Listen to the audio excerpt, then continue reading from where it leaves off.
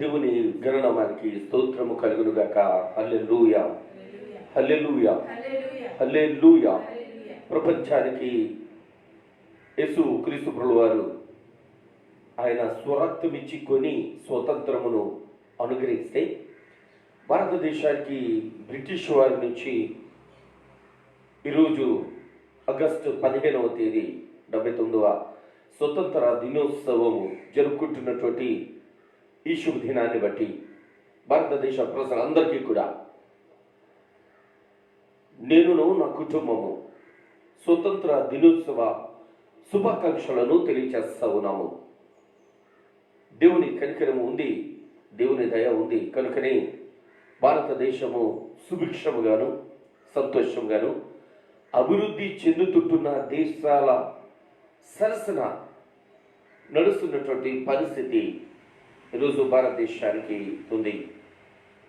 ఎంతోమంది విదేశీయులు భారతదేశ అభివృద్ధి కొరకు దాతృత్వముతో వారు చేసినటువంటి త్యాగాలు, అనేకమైనటువంటి హాస్పిటల్స్, అనేకమైనటువంటి స్కూల్స్, అనేక రీతులుగా ప్రాజెక్టులు వారు నిర్మించి భారతదేశంలో క్రైస్తవులు వారి ప్రత్యేకతను, విదేశీయులు వారి యొక్క ప్రేమను, అనేక మంది భారతదేశానికి వచ్చి ప్రాణత్యాగము చేసి భారతదేశపు అభివృద్ధిలో సహకరించిన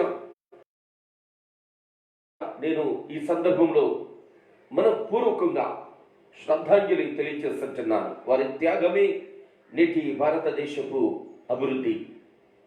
ఈ సందర్భంలో భారతీయులు కూడా అనేక మంది అసువులు బాసారు.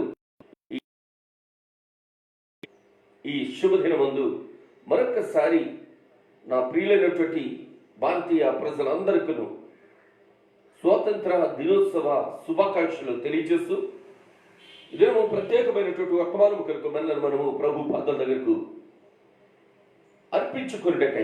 సమర్పించుకొనుటకై నూతనమైనటువంటి సందేశమును పరిశుద్ధాత్మ దేవుని ద్వారా అందుకొనుటకై ప్రేమపూర్వకంగా నేను మిమ్మలను ఈ ఆరాధనకు ఆహ్వానిస్తా ఉన్నాను. ప్రార్థన చేసుకొని, పాట పాడుకొని, ప్రభువును స్తుతించుకొని వాక్యమును కొద్ది నిమిషాలు మనం ధ్యానం చేసుకుందాం. ప్రారంభపు ప్రార్థన. స్తోత్రము స్తోత్రము స్తోత్రం తండ్రి, గొప్ప దేవ కనుక సంపూర్ణ మీకు వేలాది వందనాలు తండ్రి. ఈ దినము మాకు ఇచ్చిన తండ్రి శుభోదయం బట్టి మీకు వేలాది వందనాలు తండ్రి ప్రభా. స్వాతంత్ర దినోత్సవం నాడు తండ్రి ప్రభా ప్రజలందరూ సుభిక్షంగా ఉండుటకు తండ్రి సహాయం చేయండి తండ్రి ప్రభా. అలా కొల్లలమైన ఉన్న ప్రపంచాన్ని తండ్రి ప్రభా మీదే శాంతియుతంగా చేయమని బ్రతిమాడుకుంటున్నాం తండ్రి ప్రభా. శాంతి దూత మీకు వేలాది వందనాలు చెల్లించుకుంటున్నాం తండ్రి. అలాగే తండ్రి ఈ వర్తమానంలో మీరేమి బోధిస్తున్నారో ఆ బోధ మేము అంగీకరించి తండ్రి మనం చేసుకుని జీవితాంతము తండ్రి మనం చేసుకునే భాగ్యం అనుగ్రహించమని మా ప్రభు యేసుక్రీస్తు నాకు మీకు బ్రతిమాలు వేడుకుంటున్నాం తండ్రి. దేవుని పిల్లరా, ఈ ఉదయకాల సమీపు ఆరాధనకు, ఈ ఉదయకాల సమీపు ఈ చక్కనైనటువంటి ఈ స్థితి కొరకు నేను మిమ్మల్ని ఆహ్వానిస్తా ఉన్నా. మనము కలిసి ప్రభువును స్తుతిద్దాం, మనము కలిసి ప్రభువును ఆరాధిద్దాం, ప్రభువులో ఆనందిద్దాం. దేవుని యొక్క కనికరపు కాపుదల మనకు మన కుటుంబాలకు ఉండు రీతిలో ఆయన యొక్క చక్కని దయ మనకు మన కుటుంబాలకు దేవుడు అనుగ్రహించాలని ఆకాంక్షిస్తూ ఉదయకాల సమయంలో నా ప్రియ దేశం భారతదేశం A.R. స్టీవెన్సన్ గారు రచించినటువంటి అద్భుతమైనటువంటి గీతాన్ని ఆలపించి ప్రభువును స్తుతించి వాక్యమును ధ్యానించుకుందాం.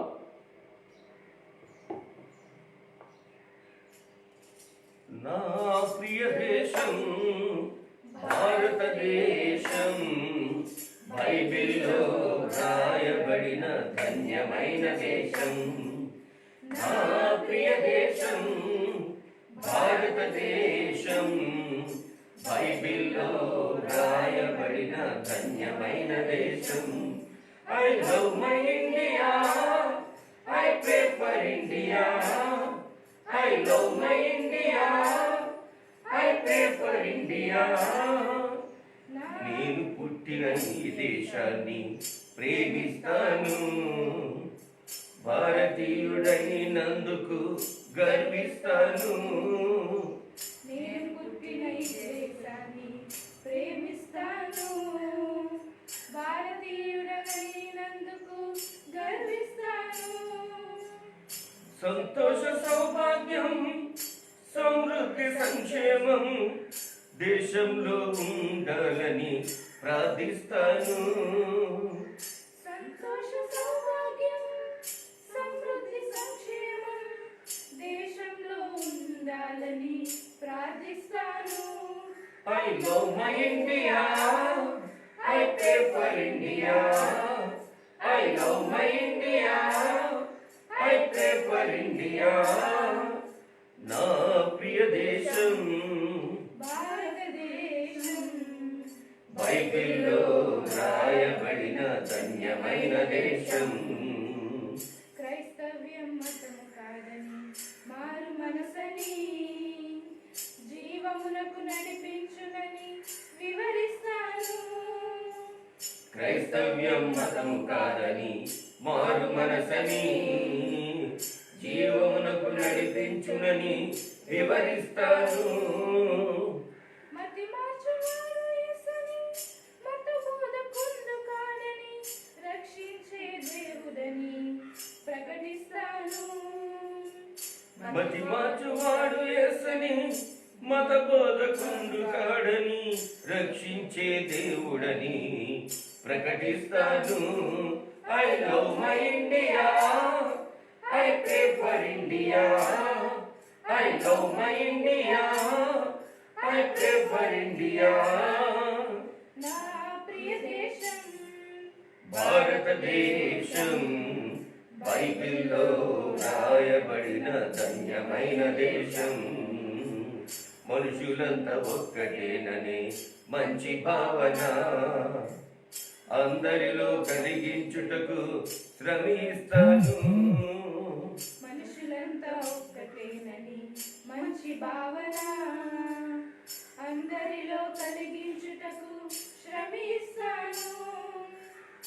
కేవలం మాటలు కాక క్రియలందు మేలు చేయుచు యేసయ్య అడుగులలో పయనిస్తాను.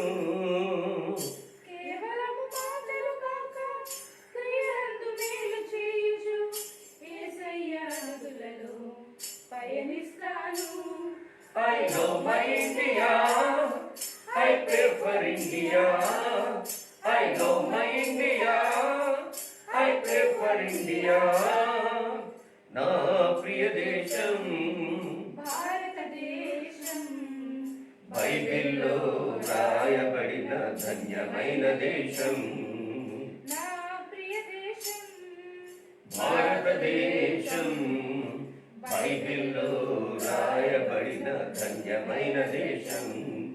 I love my India, I pray for India. I love my India, I pray for India. I love my India, I pray for India. I love my India, I pray for India. Glory to Jesus. Hallelujah Hallelujah. Hallelujah Hallelujah. హల్లెలూయా.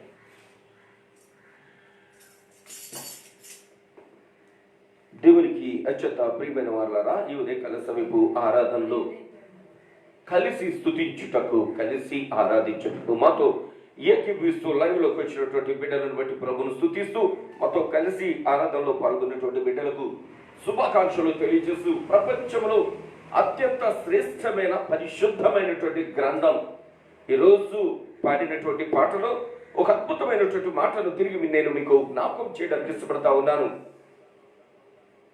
భారతదేశం యొక్క పేరు Bible గ్రంథంలో లిఖించబడ్డది అనేటటువంటి మాటను నేను మీకు ఈరోజు ఈ ఉదయకాల సమయంలో సంతోషంగా నేను మీకు తెలియజేస్తున్నాను. చాలా గ్రంథాలు ఉన్నాయి ప్రపంచంలో, చాలా ఉత్కృష్టమైనటువంటి గ్రంథాలు ఉన్నాయి, చాలా ప్రత్యేకమైనటువంటి గ్రంథాలు ఉన్నాయి. చాలా మంది ఆ గ్రంథాలని పూజిస్తూ బ్రతుకుతున్నటువంటి ప్రజలు కూడా ఉన్నారు. కానీ ప్రపంచంలో ఉన్నటువంటి ప్రతి దేశాన్ని టచ్ చేసి ప్రతి దేశమును కూడా తనలో ఇముడ్చుకుని ప్రపంచ దేశాలకు చేతి సహాయం లేకుండా ప్రపంచంలోనే అద్భుతమైనటువంటి సందేశాన్ని ప్రపంచానికే ఒక నూతనమైనటువంటి వరవడిని ప్రపంచపు దేశాలన్నిటినీ సందర్శించింది నా పరిశుద్ధ బైబిల్ గ్రంథం. ఈ ఉదయకాల సమయంలో ఈ గ్రంథంలో నుంచి ఉచ్చకరైనటువంటి మాటలు మీతో పంచుకోవడానికి పరిశుద్ధాత్మ దేవుడు నాకు తలపించి ఉన్నారు. యోహాను శుభవార్తలో 8వ అధ్యాయంలో 32వ వచనం ఇటు వ్రాయబడి ఉంది. అప్పుడు సత్యము మిమ్మును స్వతంత్రులనుగా చేయును అనేటువంటి మాట యేసుక్రీస్తు ప్రభువు వారు చెప్పినటువంటి మాట. సత్యము స్వతంత్రతను ప్రసాదిస్తాయి. ఈరోజు ప్రపంచము అల్లకల్లోలమైనటువంటి కరోనాతో పట్టబడినటువంటి ఇబ్బంది కలిగిస్తున్నటువంటి ఈ దినాన్ని కరోనా ఫ్రీ అనేటువంటి ఇది వచ్చు రీతిగా మనకు ఇంతకు ముందు ఏమాత్రం మాస్కులు లేకుండా స్వతంత్రంగా తిరిగిన వాళ్ళం. ఈరోజు గాలి కూడా పీల్చుకోవడానికి ఫిల్టర్ చేసుకోవడానికి మాస్కులు వేసుకుని తిరుగుతూ స్వతంత్రత కోల్పోయినటువంటి పరిస్థితి. ప్రతిదీ ఆహారం కూడా చాలా శుచిగా శుభ్రంగా జాగ్రత్తగా తినేటటువంటి పరిస్థితి. సో ఇట్టి రిస్ట్రిక్షన్స్ ఉన్నటువంటి ఈ దినాల్లో నియమ నిబంధనలు అనుసరించి నడుస్తున్నటువంటి ఈ దినాల్లో మనము చక్కగా స్వతంత్ర దినోత్సవాన్ని మనం జరుపుకుంటున్నాం. యువకాల సమయంలో స్వతంత్రము అంటే చాలా మందికి హక్కులు గుర్తొస్తాయి. నేను అంటాను స్వాతంత్ర్యము అంటే హక్కులు కాదు, హక్కునే కాదు, బాధ్యతలు అంటాను నేను. వాక్యం ఏమని చెప్తా ఉంది? యేసుక్రీస్తు ప్రభువు వారు ఏం చెప్తుంటున్నారు? సత్యము మిమ్మలను స్వతంత్రులుగా చేస్తుంది అంటా ఉన్నారు. సత్యము కొరకు మనము పాటుపడాలి. సత్యం అంటే ఏంటి? యేసుక్రీస్తు ప్రభువు వారు సత్యానికి ఒక డెఫినేషన్ ఇచ్చారు. యోహాను శుభవార్తలోనే 14వ అధ్యాయము 6వ వచనమును చూస్తుంటే, నేనే మార్గము సత్యము జీవము అంటా ఉన్నారు ఆయన.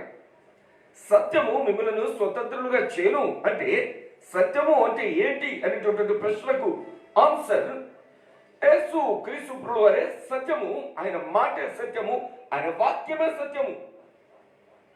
రోజు ప్రపంచం అంతా 2020వ సంవత్సరపు ఆగస్టు నెల 15వ తేదీ వ్రాస్తా ఉంది అంటే సత్యవంతుడైనటువంటి ప్రభువును బట్టే ప్రపంచానికి క్యాలెండర్ వచ్చింది అని నేను చెప్పడానికి ఇష్టపడుతుంటున్నాను.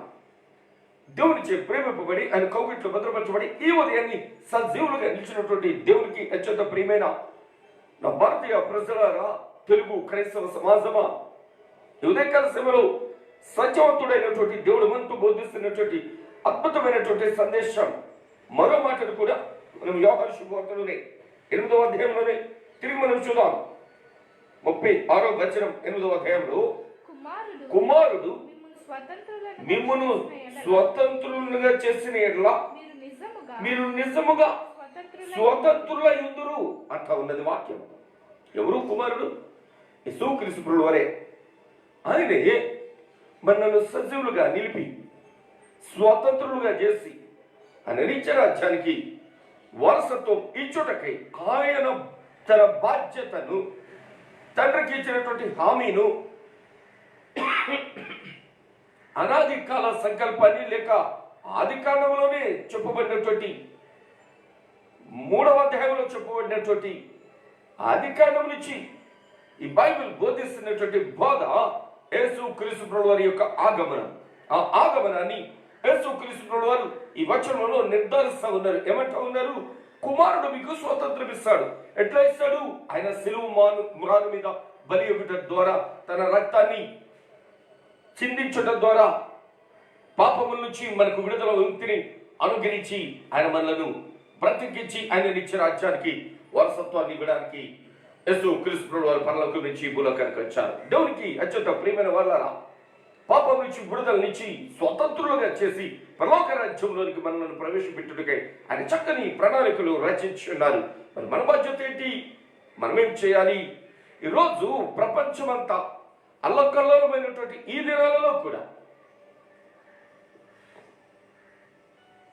నాటి ప్రజలు, నాటి నాయకులు, నాటి గొప్పవారంతా దేశం కోసం పోరాడి స్వతంత్రాన్ని తీసుకొస్తే నేటి ప్రజలు బుర్కపు సమాజం ఎట్లా తయారైంది అంటే కనుక దేవుని కొరకు పోరాడేవారుగా కనబడుతుంటున్నారు, దేశం కోసం ఆలోచించేవారుగా కనబడట్లా.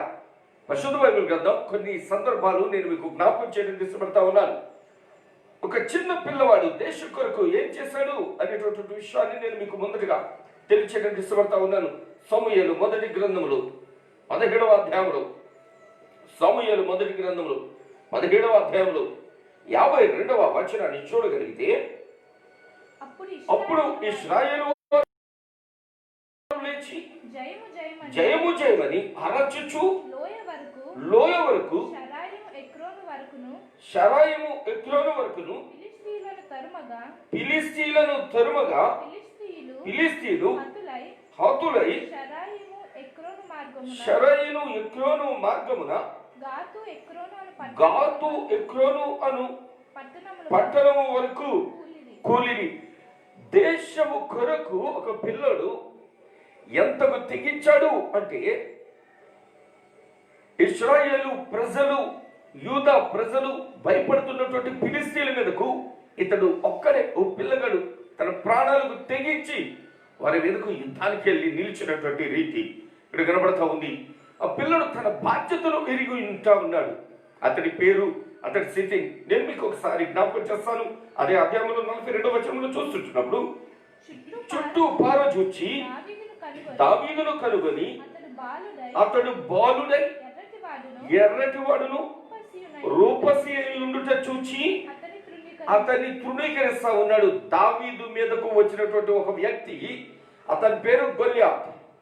అతడు 9 అడుగుల జారెడు ఎత్తున్నాడు. అట్లాంటి వ్యక్తి చిన్న పిల్లోని చూసి అతన్ని తృణీకరించి అక్కడి నుంచి మీరు చదవగలిగితే కనుక అతడు రకరకాలుగా ఇతని మాటలతో ఇబ్బంది చేస్తాడు. కానీ శత్రువు ఇతన్ని చులకరంగా మాట్లాడడం మాత్రమే కాదు, ఆ యుద్ధ భూమిలో ఉన్నటువంటి తన తోబుట్టువులు కూడా చులకరంగా మాట్లాడతారు. అక్కడ ఉన్నటువంటి సైనికులు కూడా చులకరంగా మాట్లాడతారు. ఆ దేశపు రాజు కూడా, ఏ పిల్లడు నువ్వెందుకు రా అంటాడు. కానీ ఆ బాలుడు బాధ్యతను ఎరిగి ఆ శత్రువు మీదకి వెళ్ళి దేవుని పేరిట ఆ శత్రువును సంహరించి ఆ దేశానికి విడుదలను ఇవ్వడానికి తన్ను తాను అర్పించుకున్నటువంటి వారు. ఈ దేశంలో కూడా భగత్ సింగ్ లాంటి వారు, అల్లూరి సీతారామరాజు లాంటి వారు, అనేకులు బ్రిటిష్ సైన్యం మీద పోరాడి భారతదేశానికి స్వతంత్రాన్ని తీసుకుని వస్తే ఈరోజు బాధ్యత రాహిత్యముగా అనేక మంది రోడ్ల వెంబడి తిరుగుతూ ఉన్నారు. బాధ్యత లేకుండా. ఒక మాట నేను చెప్పనా, కరోనా ఎంతగా విజృంభించేస్తుంది, ప్రభుత్వం ఏం చేస్తుంది అని ప్రభుత్వాన్ని ప్రశ్నించేటటువంటి మూర్ఖపు సమాజంలో మనం ఉన్నాం. నేను అంటాను, ప్రభుత్వం ఏం చేస్తుందో తర్వాత మాట్లాడదాం. నువ్వేం చేస్తున్నావు? ప్రభుత్వం అంది మాస్క్ వేసుకుని ఉండు అని, ప్రభుత్వం అంది లాక్డౌన్ పెడుతుంటున్నాం, ప్రభుత్వం చివరకు కర్ఫ్యూను కూడా ప్రకటిస్తూ ఉంది. ప్రభుత్వం కుటుంబాల పోషణ కొరకు ఎంతగానో దాతృత్వంతో రేషన్ ఇస్తూ ఉంది, ధనాన్ని ఇస్తూ ఉంది. ఏం చేస్తున్నాం మనం? ఏం చేస్తున్నాం? ప్రభుత్వము ఇచ్చినటువంటి ఈ స్వాతంత్ర్యాన్ని, ఇచ్చినటువంటి ఈ ఆహారాన్ని నిర్లక్ష్యంగా, బాధ్యత లేకుండా తిరిగి ప్రభుత్వాన్ని. నేను ఒక ఎగ్జాంపుల్ చెప్తాను. ప్రభుత్వం అంది మార్చి నెల 22వ తేదీన, అరే బాబా భారతదేశంలోనికి పులి వచ్చిందిరా, అది తిరుగుతా ఉందిరా, తినేస్తుంది జాగ్రత్త అని చెప్పింది. కొన్ని రోజులు ప్రజలందరినీ డోర్ లాక్ చేసి ఓ 4 రోజులు లోపలే ఉంచింది. పులి పోలేదు కానీ ప్రజలు ఆ లోపల ఉండలేకపోతుంటున్నారు. ప్రభుత్వం అంది, సరే మీరు బయటికి వెళ్ళేటప్పుడు జాగ్రత్తగా వెళ్ళండి, అది దగ్గరికి వచ్చేటప్పుడు చాలా జాగ్రత్త, దానికి కాస్త డిస్టెన్స్ మెయింటైన్ చేయండి అంటే మీరేమి పులి మీద చేసి కూర్చుంటే ప్రభుత్వం ఏం చేస్తుంది? జాగ్రత్త. ఆలోచించాలి, బాధ్యత ఉండాలి మనకు. దావీదు గారు తన దేశాన్ని రక్షించడానికి తను తాను యుద్ధ భూమికి తీసుకొచ్చాడు, తను తాను యుద్ధ భూమిలో నిలబడ్డాడు. పోతే నా ప్రాణం వద్ది వస్తే నా దేశానికి స్వతంత్రం వచ్చింది అన్నట్లుగా. నేను రెండో అంశం ఒక యవనస్తుని మీ ముందట పెట్టడానికి ఇష్టపడతా ఉన్నాను. ఆదికాండములో 41వ అధ్యాయం, ఆదికాండములో 41వ అధ్యాయంలో 38వ వచనాన్ని మనం చూడగలిగితే, అతడు తన సేవకులను చూచి ఇతని వలె దేవుని ఆత్మగల మనుష్యుని కనుగొనగలమా అని అంట ఉన్నాడు. ఎవరు? ఫరో అనేటటువంటి రాజు. ఎవరిని చూచి? యోసేపు అనేటటువంటి యవనస్తుని చూచి. ఎంతకు ముందట దేశ స్వతంత్రం కొరకు యుద్ధ భూమిలో నిలిచినటువంటి ఒక చిన్న పిల్లాన్ని చూసాము. ఇక్కడ ఒక యవనస్తుని చూస్తున్నాం. ఇతనేం చేస్తున్నాడు?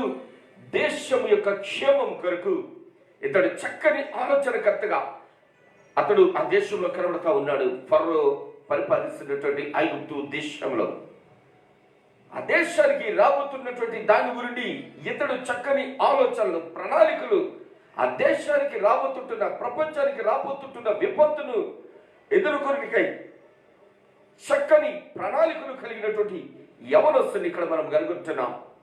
ఆ యవనస్తుని గురించి ఆ దేశపు రాజు అంటున్నటువంటి మాట, ఇతని వలె దేవుని ఆత్మ కలిగినటువంటి వారు, ఇతని వలె దేవుని ఆత్మ కలిగినటువంటి మనుష్యుని మనము చూడగలమా? 48వ వచనంలో మనం చూడగలిగితే, ఐగుప్తు మందున్న 7 సంవత్సరముల ఆహారమంతయు అతడు సమకూర్చి ఆయా పట్టణములలో దానిని నిలువ చేసను. ఏ పట్టణము చుట్టూ నుండి పొలము యొక్క ధాన్యము ఆ పట్టణమందే నిలువ చేసను. యోసేపు సముద్రపు ఇసుక వలె అతి విస్తారముగా ధాన్యమును పోగు చేసెను. కొలుచుటకు అసాధ్యమైన కనుక కొలుచుట మానివేసెను. రాబోతుంటున్నటువంటి విపత్తును ఎరిగినటువంటి ఈ యవ్వనస్తుడు రాబోతుంటున్నటువంటి విపత్తు నుంచి ప్రపంచాన్ని కాపాడుటకై ఆహారమును సమకూర్చినటువంటి వ్యక్తిగా కనబడతా ఉన్నాము. ఈరోజు ఇంతటి భయంకరమైనటువంటి దినాల్లో కూడా క్యూలు కనబడతా ఉన్నాయి. సారా కొట్ల దగ్గర బాధ్యత లేనటువంటి తల్లిదండ్రులు, సిగ్గు లేనటువంటి, బుద్ధి లేనటువంటి వారు కనబడతా ఉన్నారు. అక్కడ బాధ్యతలు లేవు. ఆదివారం కర్ఫ్యూ అంటే సోమవారం కరువు వచ్చినట్టు కొట్టుకుంటున్నారు ప్రజలు. ఎక్కడ చూసినా కిటకిటలాడిపోతుంటున్నారు. మనిషి ఊపిరి ఒకడు పీల్చుకుని అంత రీతిగా తిరుగుతుంటున్నారు. అందుట్లో 70% పీపుల్ రెస్పాన్సిబిలిటీస్ లేకుండా, బాధ్యత రాహిత్యంగా, కనీసం మాస్క్ వేసుకోలేనటువంటి ఇంగితం కూడా లేకుండా తిరుగుతుంటున్నారు. ఏది నీ బాధ్యత? ఏం చేస్తుంటున్నావు ఈ ఉదయకాల సభలో? ప్రభుత్వాన్ని నిందించడం సులువైపోయినా? అనేకమైనటువంటి మీడియాస్ చేతిలో ఉంటున్నాయి కదా, నీ చెర్రైపోతుంటున్నావా?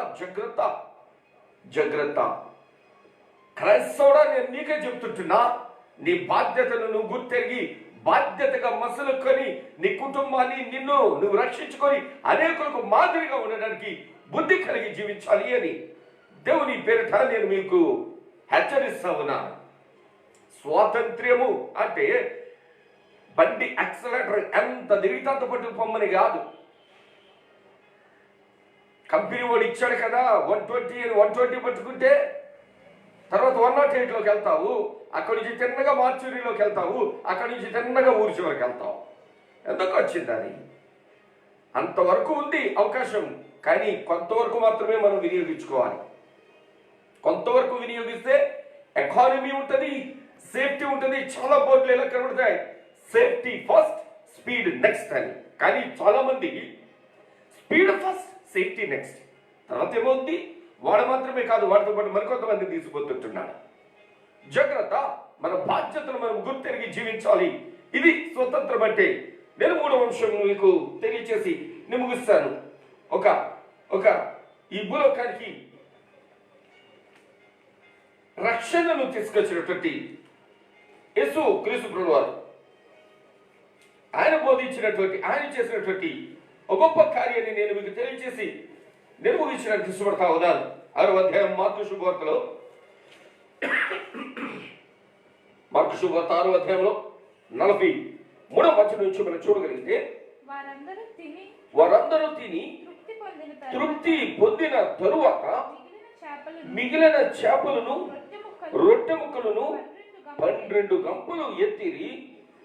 ఆ రొట్టెలు తినిన వారు 5,000 మంది పురుషులు. యేసు క్రీస్తు ప్రభువుని భూలోకంలో సంచరిస్తున్నటువంటి దినాల్లో ఆయన ఒక అద్భుతాన్ని చేస్తారు. ఒక దినాన్ని ఆయన వర్తమానం ఇస్తూ ఉంటే ప్రజలు తన్మయమైపోయి మైమర్చిపోయి వచ్చినటువంటి విషయాన్ని మర్చిపోయి వాక్యము తదేకంగా వింటూ ఉన్నారు. 3-4-5 రోజులు ఆయన వర్తమానం చెప్పారు.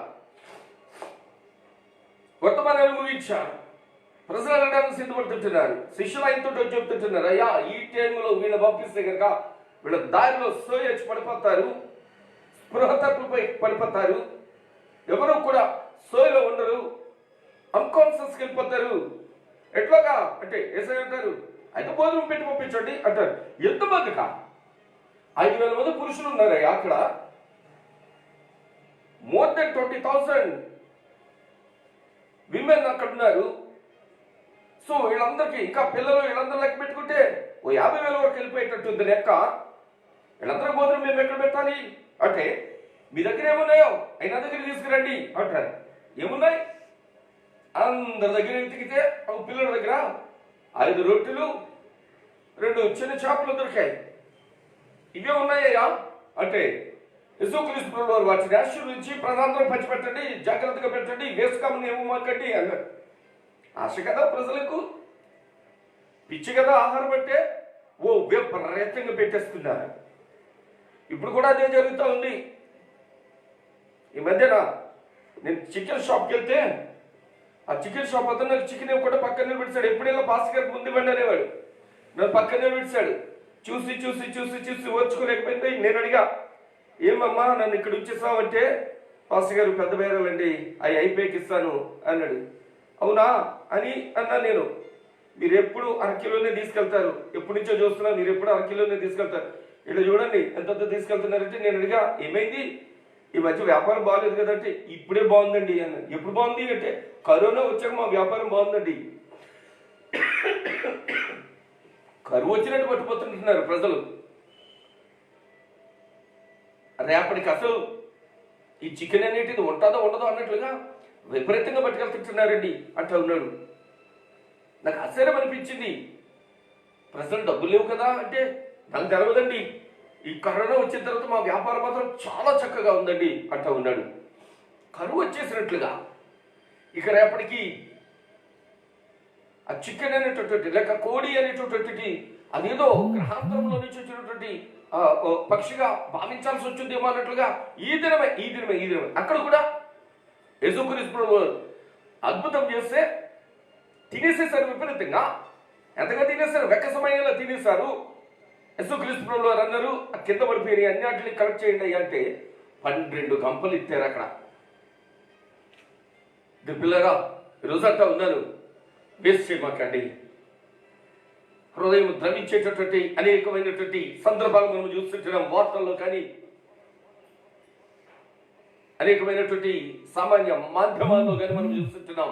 వాట్సాప్, ఫేస్బుక్, ట్విట్టర్ అనేకమైనటువంటి వాటిలో, ఇన్స్టాగ్రామ్ అనేటటువంటి వాటిలో అనేకమైన మనము పోస్టులు చూస్తుంటున్నాం. ఎంత భయంకరంగా ఉంటుందో ఇది, ఎంత హృదయ విదారకంగా ఉంటుంది. అనేక మంది పిల్లలు రోడ్డు పక్కన ఉన్నటువంటి చెత్తలో ఉన్నటువంటి ఆహారాన్ని తింటున్నారు. బాధ్యత లేదా? మనం తినేటువంటి దాంట్లో జాగ్రత్తగా తిని ఏమైనా మిగిల్చి ఎవరికైనా ఇవ్వగలిగితే కనుక సంతోషం కదా. అక్కడ ఉన్నటువంటి దాన్ని కూడా వేస్ట్ కాకుండా యేసుక్రీస్తు ప్రభువు వారు ఎంత వేస్ట్ చేశారయ్యా, 12 గంపలు వేస్ట్ చేశారు మీరు అని ఆయన మనకు బుద్ధి చెప్తుంటున్నారు. క్రైస్తవ సమాజమా, ప్రత్యేకంగా నేను క్రైస్తవ సమాజానికి చెప్తుంటున్నాను, వెక్క సంగతి తినమాకండి, ఎక్కువగా పెట్టించుకుని వేస్ట్ దాంట్లో పడేయమాకండి. చాలా జాగ్రత్త. దేవుడు ఆశీర్వదించి ఇచ్చినటువంటి ఆహారాన్ని జాగ్రత్తగా చాలా జాగ్రత్తగా తీసుకోవడానికి బాధ్యత రాహిత్యముగా ప్రవర్తించొద్దు అని నేను మీకు చేతులు జోడించి బ్రతుకుతున్నాను. బాధతో, హృదయం అంతా వ్యాధంతో నేను మీతో ఈ మాట్లాడుతున్నాను. స్వాతంత్ర్యము అంటే బాధ్యత రాహిత్యము కాదు, బాధ్యత కలిగి ఉండడం.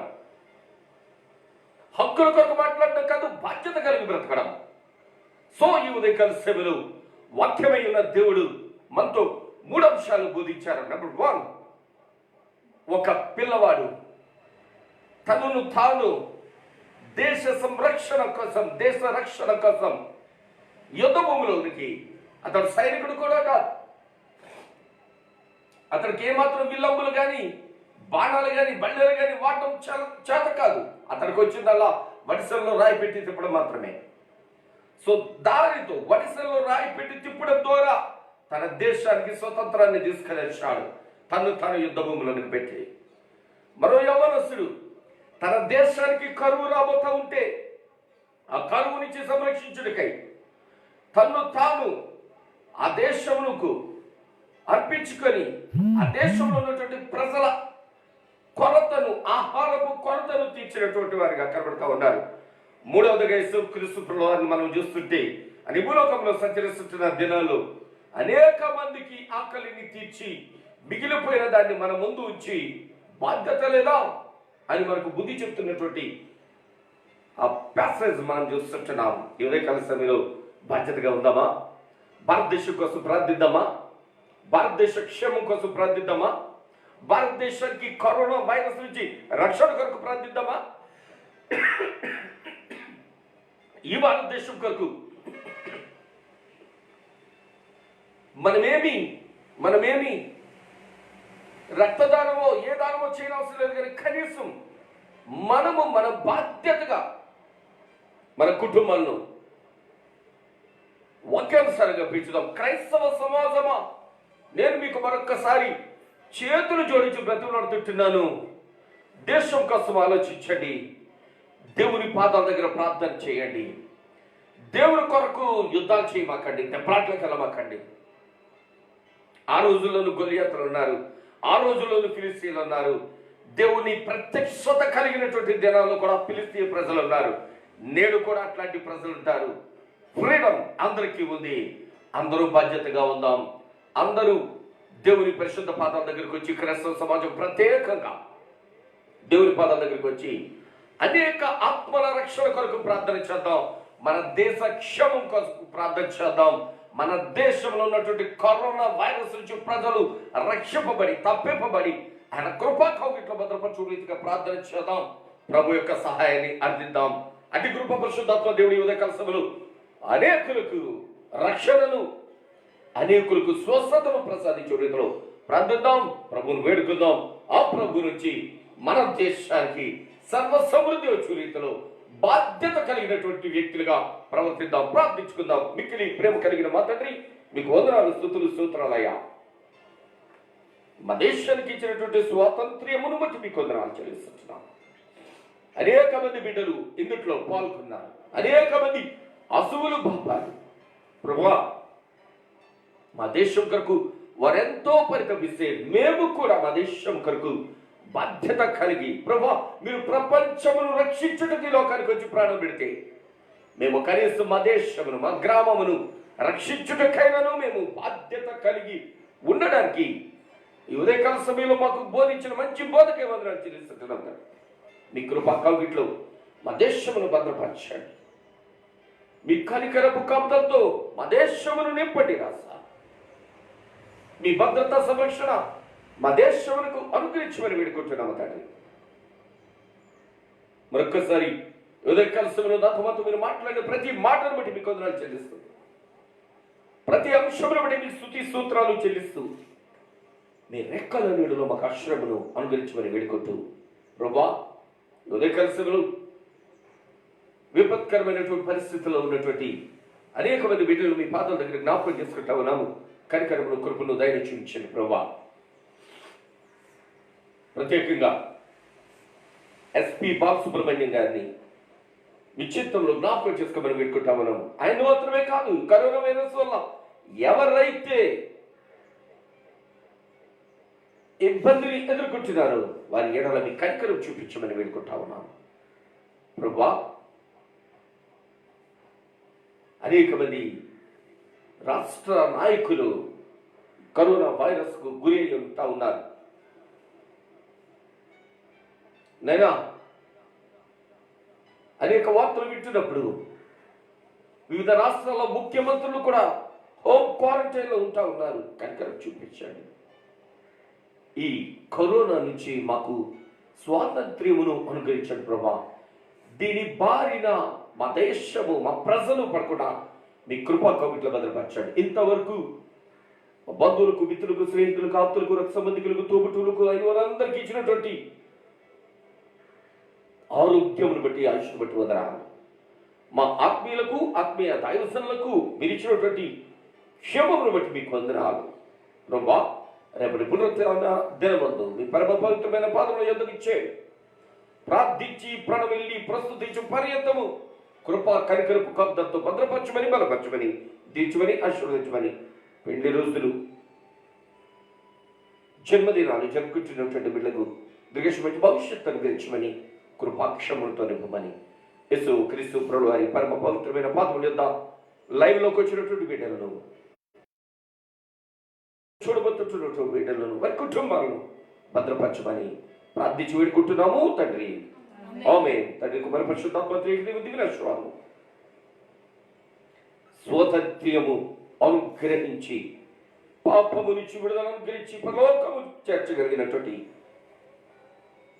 యేసు క్రీస్తు ప్రభువు వారి యొక్క కృప కనికరము మనకు, మన కుటుంబాలకు నిండుగా మెండుగా తోడుగా నీడుగా అండగా దండిగా ఉండును గాక. ఆమేన్, ఆమేన్, ఆమేన్. అందరికి వందనాలు. రేపటి ఉదయకాల సమయంలో తిరిగి మనం ఆరాధనకు కలుసుకుందాం, ఆరాధనలో కలుసుకుందాం. ఆయన కృపా కౌగిలి మనకు, మన కుటుంబాలకు తోడుగా ఉండును గాక. ఆమేన్. ఈ వర్తమానాలు మీకు యూట్యూబ్లో కూడా అందుబాటులో ఉన్నాయి.